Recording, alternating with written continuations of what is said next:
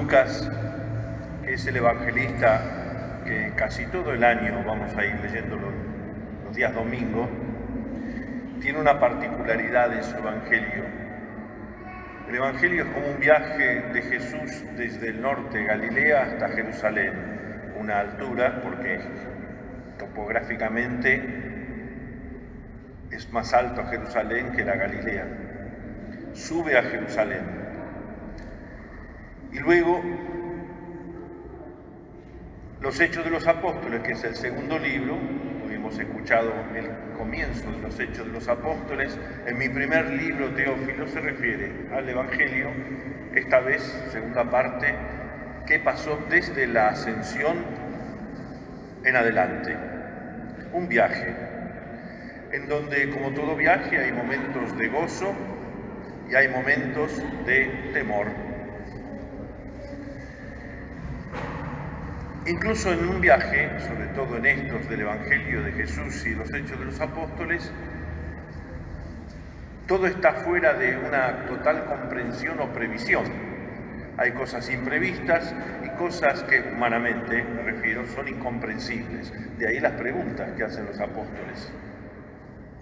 Si bien todo estaba escrito, porque Lucas señala esto se cumplió o con esto se cumplió la ley, los profetas, los salmos.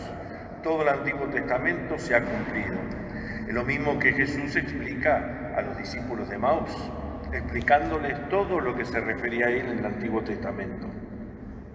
Incluso el Evangelio de hoy, Lucas, está precedido por algunos versículos en los cuales dice que Jesús les abrió la inteligencia para que pudieran comprender las Escrituras. Y después les dice, ustedes, ya lo leímos recién, son testigos de todo esto. Y la promesa del Espíritu Santo. Pero hay una advertencia, permanezcan en la ciudad, no se vayan de la ciudad, está hablando en Jerusalén, hasta que sean revestidos de la fuerza que viene de lo alto. Se refiere a los días que faltaban, 40 días después de la resurrección, la ascensión. Antes se celebraba el jueves pasado, pero para que podamos participar la solemnidad se trasladó al domingo, de manera que hubiera 10 días desde la ascensión hasta Pentecostés. Permanezcan en la ciudad hasta que sean revestidos con la fuerza de que viene de lo alto.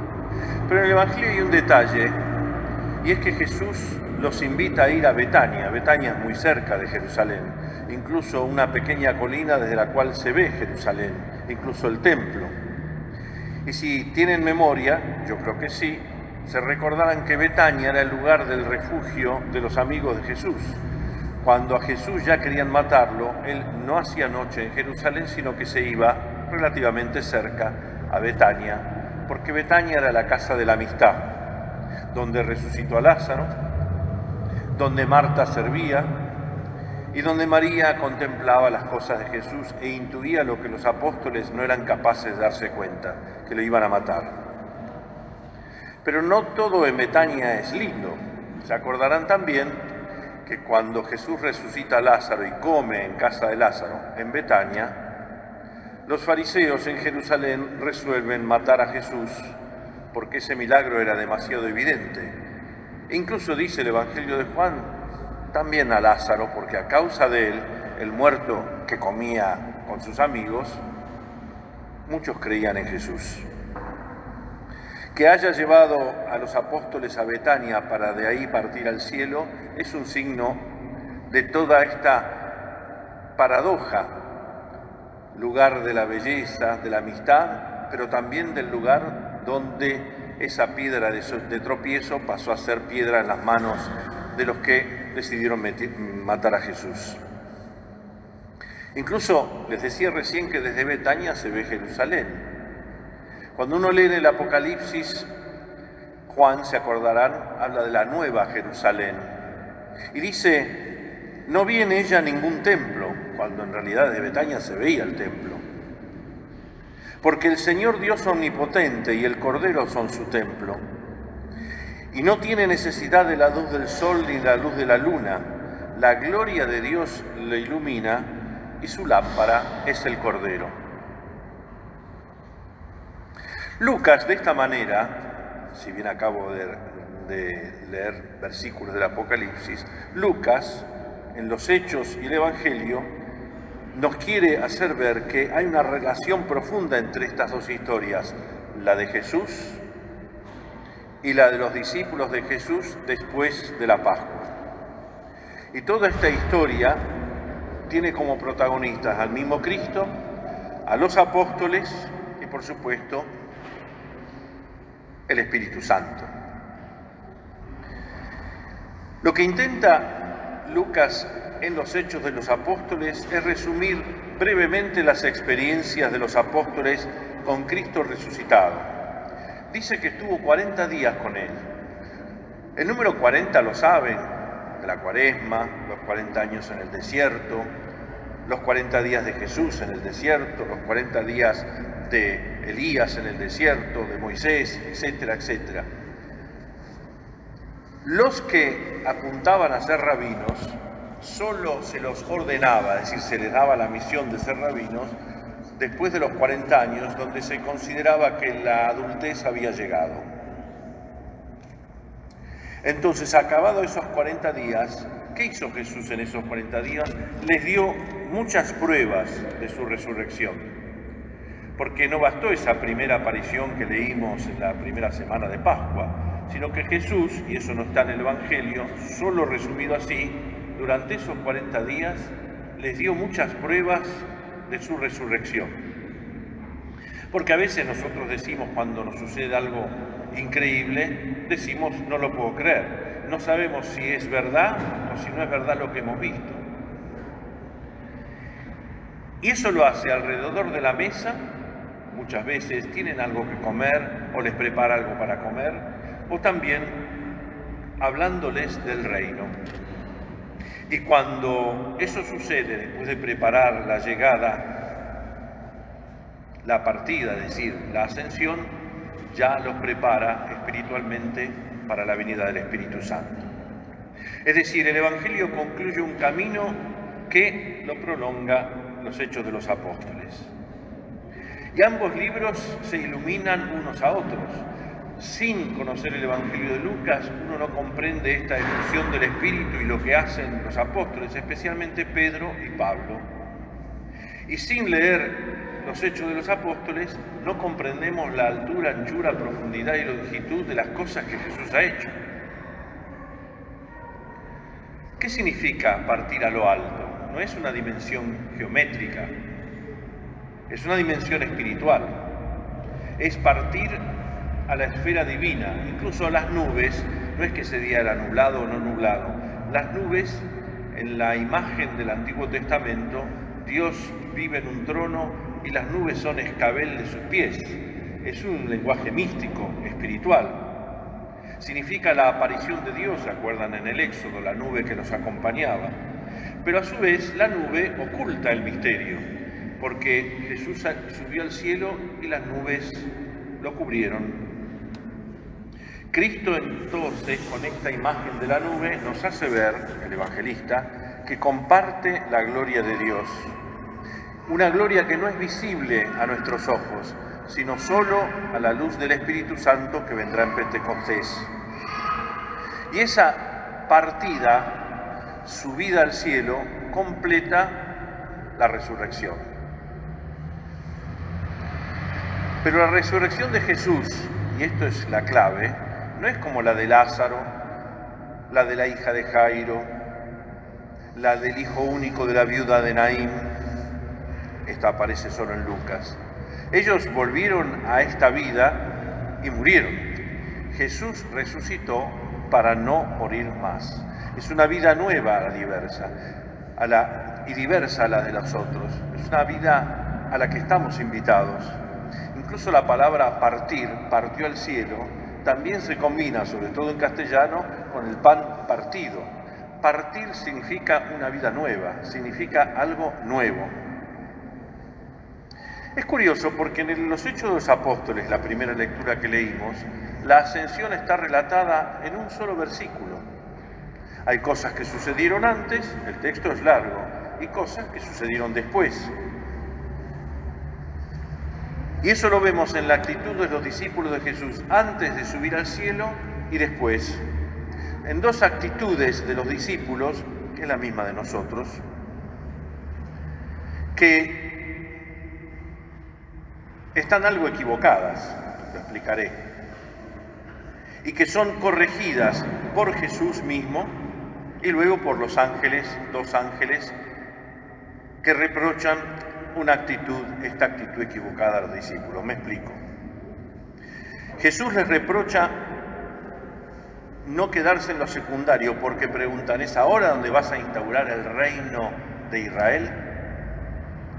Como nosotros aún hoy estamos detrás de las cosas de YouTube, el que dice cuándo es el fin del mundo, qué aparición de la Virgen te dice qué va a suceder, curiosos, como si le pidiéramos a la Virgen, a los santos, que nos lean las manos y nos digan qué va a pasar mañana a la tarde. Y se nos derrama nuestra vida de fe olvidándonos de estas frases, ni solo el Padre lo sabe. Y Él reprocha esa curiosidad. No se dejen enganchados, eso lo digo yo, pero es lo que Jesús intenta decir, en lo secundario. Esto es un secreto de Dios, el cuándo. Pero sí les dice en qué dirección han de moverse, qué tareas desplegar. Ya no es el reino de Israel que será restaurado, sino el reino de Dios para todo el mundo. Si no, no les diría vayan a Judea, Samaria y todo el mundo. Recuerden que Samaria era un lugar de pecado. Ahora dicen, vayan a Samaria, vayan a todo el mundo, a los confines del mundo. Para la misión, atención para nosotros, no hay límites ni lugares prohibidos.